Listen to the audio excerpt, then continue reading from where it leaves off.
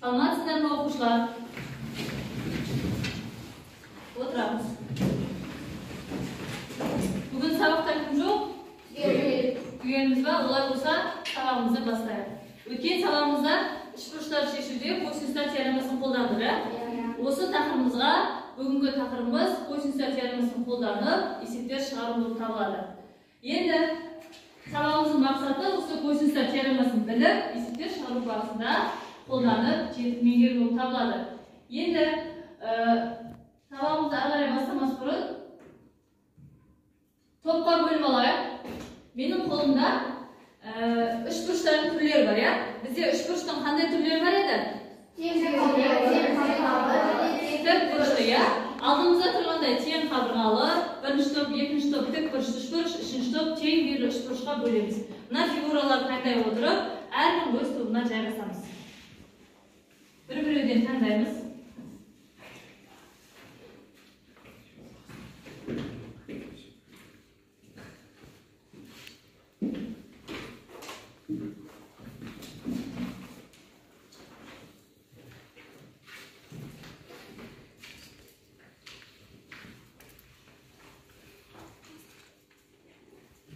Таңдадық па?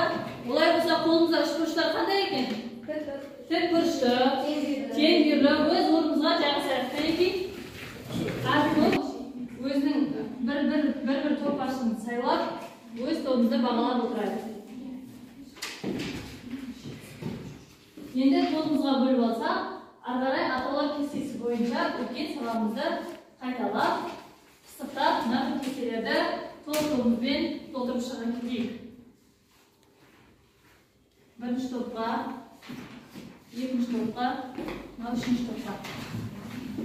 Кім тапсырманы жылдамырақ бітеді? Сол топ, сол шапалақтап бір-бірімізді тексереміз. Қараймыз, атаулы кестесі. Мынау бірінші тұрған косинустар теоремасы, я? Косинустар теоремасының толық формуласын және ережесін жазамыз толықтырып. Мына жерде егер үшбұрыштардың косинустар теоремасы арқылы үш қабырғасы берілсе, біз сүйір бұрышты, доғал бұрышты, тік бұрышты екенін білген жоқпыз ба, я? Соны толтырып, кестемізді толтырып бір-бірімізбен алмасамыз. Жазсаңдар жаңағы.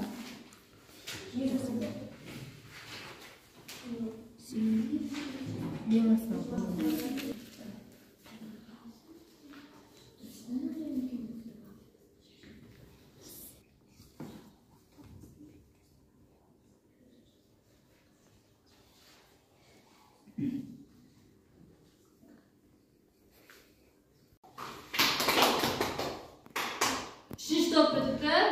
Бірінші топта аяқталған сияқты, екінші топта өз жұмысын аяқтапты.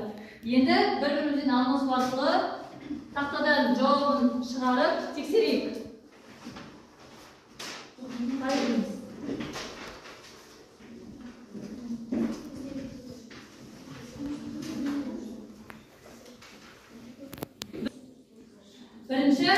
Бірінші топ тең қабырғалы үшбұрыш. Сіздерге қай топтың тапсырмасы берілген жұмысы? Екінші топтікі. Екінші топтың бірінші тапсырмасы дұрыс па екен? Тексерейік. Дұрыс па? Ол қандай теорема берілген? Косинустар теоремасы. Жалғастыршы ары қарай. А квадрат. А квадрат плюс квадрат ал 2а көбейту с косинус волатиль. Косинус волатиль. Отыра ғой. Бұл екінші топтың жұмысының бірінші тапсырмасы дұрыс дейді. Енді сендерде екінші топ, қай топтың жұмысы берілген? Үшінші топ. Олардың тапсырмалары дұрыс берілген? Тексердік па? Дұрыс дейді. Екінші формуланы жалғастырайықшы косинустар теоремасын. С квадрат тең а квадрат плюс квадрат минус 2а көбейту косинус бұрышты.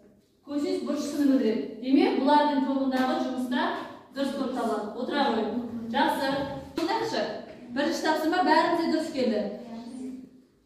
А квадрат қосу в квадрат минус с квадрат бұл нөлден үлкен болса, ол сүйір бұрыш болады. Ал а квадрат қосу в квадрат минус с квадрат ол нөлге тең болса, ол тең бүйірлі.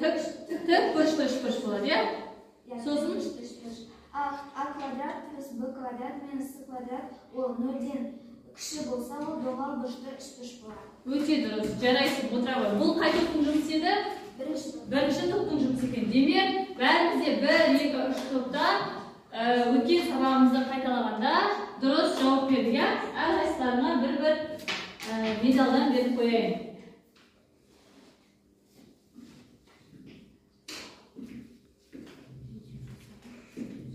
Жарайсыңдар. Есеп шығармас бұрын, ары қарай есеп шығармас бұрын серіктеу сәтін жасалған. Серіктеу сәті мен таптым деп аталады. Ол мен таптым қалай? Біз 7 санға дейін санаймыз. 1, 2, 3. Мен қолыммен көрсетемін. 5, 6, 7 деп 7-ге келген оқушы мен таптым деп 7 санын айтып қою. 7 санын айтқаннан ойыннан шығып қалады. Түсіндік па? Кеттік. 1, 2, 3, 4, 5.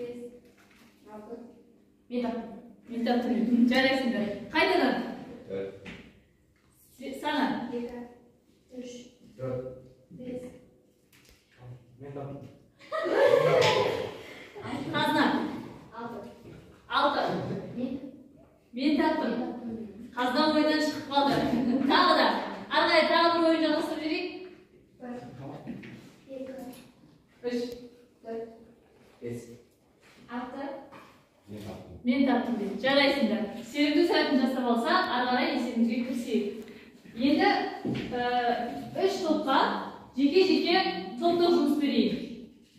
Бірінші топ тең бүйірлі үшбұрыш, тең қабырғалы үшбұрыш, тік үшбұрышқа, тең бүйірлі үшбұрышқа 3 топқа 3 есебімді берейін.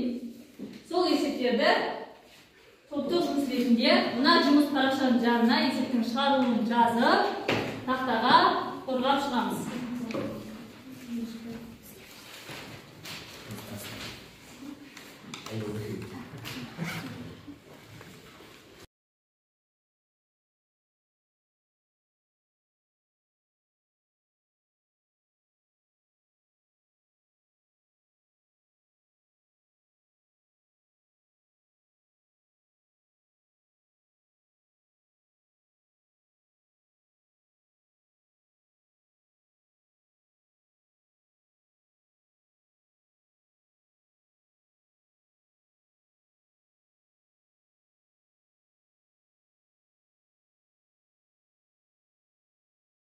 Топтық жұмыстарымызды аяқтасақ, қанекей өз топымыздағы есептерімізді шығып түсіндіре кетейік. Бірінші топ тең қабырғалы үшбұрыш есептерімізді айтма.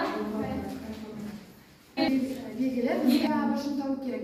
Біз бұл жерде косинустар теоремасындағы а квадрат тең б квадрат қосылса квадрат минус 2b көбейтілген с косинус аға тең деген формула арқылы шығардық. Ары қарай орнына қойғанда қалай шықты? А, Б, С үшбұрышы берілген. А қабырғасынан қарсы жатқан А бұрышынан қарсы жатқан қабырғаны А дейміз, иә? С деп белгіледік та, орнына қойғанда іздеп жатқан қабырғамыз қаншаға тең болды? 3 сантиметрге тең болды. Отыра ғой, жарайсыңдар. Енді екінші топтың есебін келе қойайық топтың. Бізге берген есепте үшбұрыштың б және де с қабырғасы берілген және де оның арасындағы альфа бұрышы берілген. Біз косинустар теоремасын қолданып бұл есепті шығардық. Оның формуласы а квадратты табу үшін б квадрат қосылған с квадрат минус а бұрышы және де көбейтілген косинустың в қабырғасы. Косинус бұрыш аны білдіреді, иә? А бұсы үшбұрыш берілген, иә? Енді А бұсы үшбұрыштың кіші А, Б, С қабырғаны қалай берген? А төбесіне қарсы жатқан қабырғаны А қабырғасы, Б төбесіне қарсы жатқан қабырғаны Б қабырғасы, С төбесіне қарсы жатқан қабырғаны С деді, иә? Есептеу барысында қанша шықты? Жауабы бірге тең. Ол бір не? А қабырғасының ұзындығы екен. Дұрыс. Отыра ғой, жарайсың. Косинустар теоремасын қолданып, үшбұрыштарды не істеп жатырмыз? Шешіп жатырмыз, иә? Үшбұрыштардың белгісіз элементтерін берілгені бойынша не жоқ, соны табу мақсатында үшбұрыштарды шешуде косинустар теоремасын қолданады екенбіз. Енді ары қарай үшінші тобымыз тең бүйірлі үшбұрыш. Есебіміз дайын ба? А бұрышы үшбұрышы берілген. Бұл жерде бізге в қабырғасына қарсы жатқан в қабырғасын табуымыз керек болады. Бұл жерде біз косинустар теоремасын қолданамыз. Яғни b квадрат тең a квадрат плюс c квадрат минус 2ac косинус квадрат қосылған.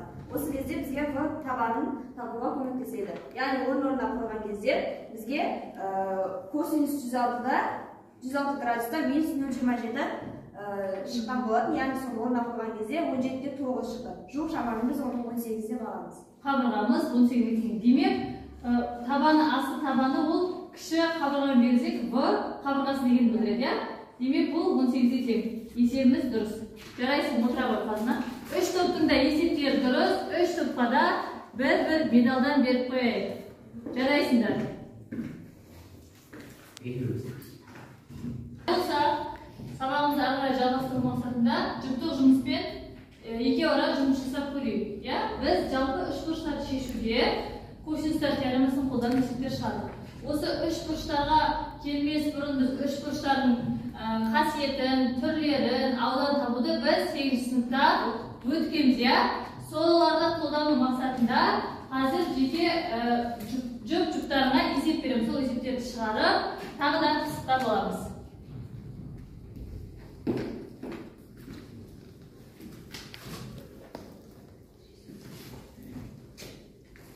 Дәптерлерімізге ашып, осы есептерді жазып, шығарылуын, берілгенін жазып, шешуін жазып түсіндіреміз.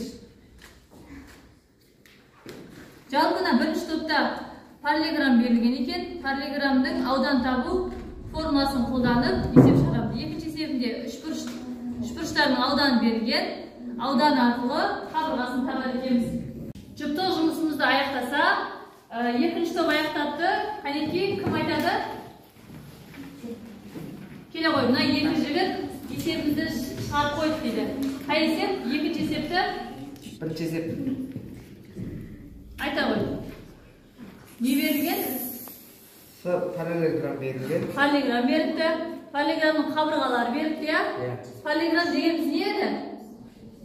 Параллелограмм дегеніміз с бұрышы 45 градусқа тең. Тең болса, қарама-қарсы бұрышы да? Қарама-қарсы а бұрышы да 45 градусқа тең болады. Несін табу керек екен? S ауданы ма? Аудан табу формасы қандай екен? Айбол?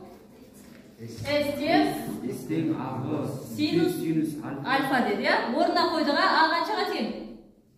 5-ге. Б? Синус 45 градуста қаншаға тең мәні? Түбірасы 2/2. Мәні қанша шықты жауабы? 20 түбірасы 2. Дұрыс есептен, отыра қойыңдар. Екінші есебіміз дайын екен, не берілген? АВС-ді үшбұрышы S тең 20-ға тең. Ауданы беріпті. Және бізге S-ті табу үшін ауданды 2/1 а квадрат АВ синус альфа. Және бұл формула төленгені, және сол кезде В тең 2-сы а синус альфа. Орнына қойғанда қанша шықты? Қабырғамыз қабырғасы 10-ға тең болды. Отыра қой, жақсы. Қайсы тобымыз дайын? Үшінші тобымыз дайын ба екен? Дайын болса, кім айтады? Бізге берген фигура 4 бұрыш берген. 4 бұрыштың аудан табу формуласы d квадрат синус 6 көбейтілген және 2 бөлеміз. Осы формулаға қойылғанда бізге диагонал берген және фигурамыз берген. Яғни орнына қойсақ, диагонал бізде 8-ге тең, 8-дің квадраты және көбейтілген 2/2-ге бөлеміз. 16 шығады. 16 шығады. Дұрыс, жақсы. Екінші есебімізді кім айтады екен? Зере айтам дейді. Бізде екінші есепте де тура осындай тікбұрышты үшбұрыш берілген және оның диагоналы арқылы үшбұрышты табу керек. Оның бір бұрышы 75 градусқа тең және осы формулаға салғанда 25 шықты. Я, есебімде бір қарақшы, бұл жерде үш бұрыш емес. Тік 4 бұрыш берілген, я? Диагональдары қиылысады. Қиылысқан кезінде бұлары қақ бөлінеді және диагональдардың ұзындықтары тең болады. Сол бұрышты тапқаннан кейін барып, дайын формуламызға қоя саламыз. Жауабы 25. Жауабымыз дұрыс. Жақсы, отыра қой. Бірінші тобымыз тең қабылдауыш бұрыштың есебі дайын екен. Бірінші есебі не берілген? Бұл жерде параллелограммның ауданын табу керек. Аудан табу үшін S D1 көбейту D2 көбейту косинус альфа. D1-іміз бұл жерде 8, D2-іміз 12-ге тең. Және де бұл жерде жуық шамамен 67 шықты. Жуық шамамен 67. 45 градуста мәні қаншаға тең? 67. 45 градуста түбірасты 2/2-ге тең. Жақсы, отыра ғой. Екінші есеп. Аяулым дайынбыз. Үшбұрыштың ауданы берілген, және де А бұрышы берілген. А қабырғасы берілген. Және де біз бұл жерде қойған формуламыз S тең ауданды табу үшін 2 бөлінген 1 көбейтілген AB көбейтілген синус альфа. Бұл жерде бізде B қабырғасы берілмегендіктен формуланы түрлендіру арқылы жауабы түбірасты 3-те 12 шығатын білдік. Жақсы, отыра ғой. Бұл тобымызды жақсы шығарды. 2 медалдан беріп қойайын, 2 есептен.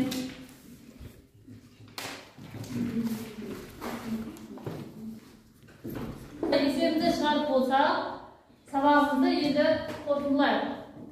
Енді сабағымызды қорытындыламас бұрын, жалпы үшбұрыштарды шешу. Үшбұрыштарды шешу үшін біз несін білуімізге? Үшбұрыштың ең бірінші түрлерін, қасиетін, үшбұрыштың аудан табуларын білуімізге. Яғни біздің тобымызға қарай. Бірінші тобымыз қандай еді?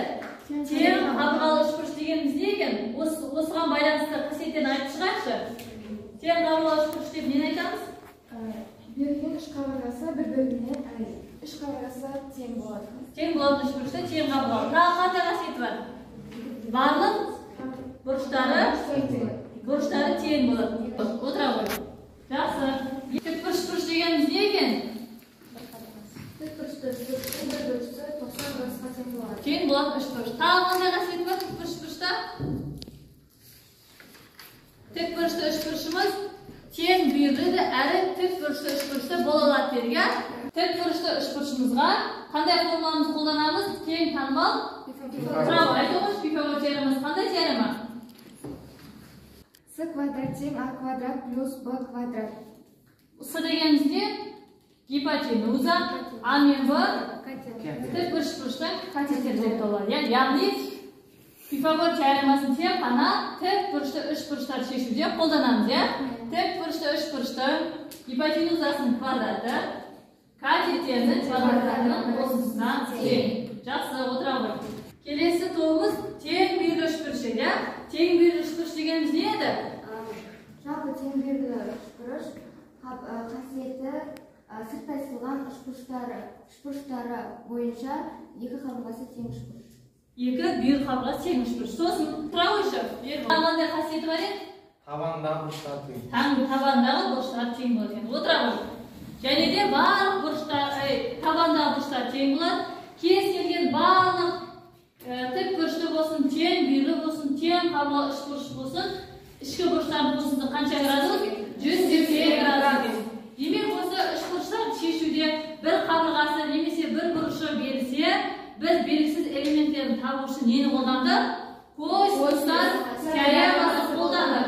Косинустар теоремасын айта кетейікші. А квадрат тең С квадрат азайту 2Б көбейту косинус бұрыш Аға тең.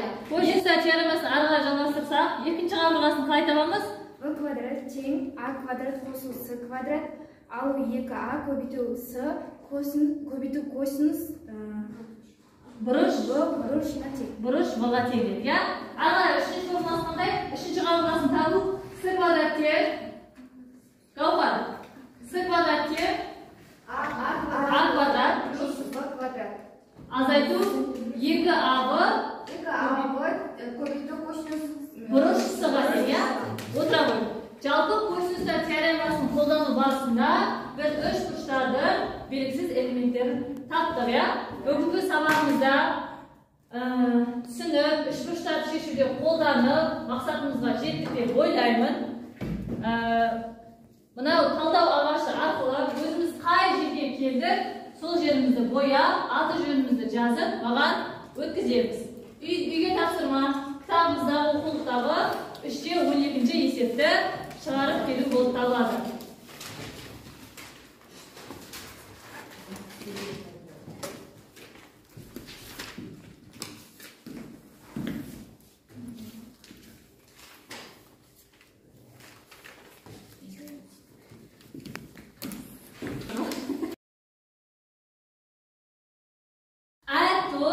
Өзіміздің жұмысымызды аяқтасақ, топ басшылар маған бағалау парағын өткіземіз. Бағалау парағы арқылы мен сендерді бағалаймын. Бағалау парағы. Кім қалай жұмыс жасағанын біле кетейін. Және де қолымыздағы талдау ағашы арқылы әрқайсымыз жеке сөйлейікші. Мен бүгінгі сабақта өзімді қай тұстамын деп бағалаймын. Кәнекей аялу. Деңгейге жеткенді санаймын өзімді себебі бұл ашық сабақта мен Поиссов теоремасын біліп, оны есеп шығару барысында қолдана алдым. Жақсы, отыра ғой. Тағы сөйлейді осы топта. Мен өзімді орташа деңгейде деп санаймын, себебі мен осы косинустар теоремасы арқылы, яғни формуласы арқылы әртүрлі есептерді шығаруды үйрендім. Бұдан да әлі білетінім көп деп жатсың ғой, иә? Жақсы, отыра ғой. Келесі, екінші топ. Айта оқын. Өзіңді қай жерден деп санайсың? Мен өзімді осы жерге белгіледім, өйткені маған осы формулаларды қолданып көптеген есепті шығардым. Биік шыңға жете алдым деп санаймыз ба? Өзін санайды деген айта оқын, иә? Демек, сабағымызды жақсы түсіндім, меңгердім деп санаймын. Тағы келесі. Мен өзімді орташа деңгейде деп санаймын, себебі мен бүгінгі тақырыптан білетінім әлі де білмейтінім әлі де бар екен, иә? Бірақ білгеніміз көп болды ма? Тапсырманы егер алдық ба? Тапсырманы егер алдық, өз деңгейімізде егеріп қойып. Жақсы, отыра ғой. Енді үшінші топқа келсек, және өзің қай дәрежедемін деп көрсетіп жатырсың? Түрлерін білдік, қасиеттерін білдік, және солайша есептер шығару барысында қолдандық. Отыра ғой. Жақсы. Келесі. Мен бұл сабақта өзімді орташа деңгейдемін деп санаймын. Және де бұл сабақта білмегенімнен білгенім көп болды. Көп болды. Бұдан да есептер шығару барысында не істейміз? Үшбұрыштарды. Кәнекей, зере. Үшінші тобымызда зерені бағалайық. Мен бүгінгі сабақта көптеген нәрселерді білдім. Және де үшбұрыштардың қасиеттерін одан ары білімді арттыра түстім. Жақсы, өзің қай деңгейде? Тағы да білерім көп деген деңгейге өзім қойыпты. Жақсы. Бүгінгі сабағымыз осымен аяқталды. Үйге тапсырма оқулықтағы 3-те 12-ші есепті шығарып келу. Сабағымызды қорытындылап, үйде осы үшбұрыштарды шешуде косинустар теоремасын қолдану ережелерін тағы да қайталап, осы есептерді шығарып келеміз. Жақсы, сау болыңдар.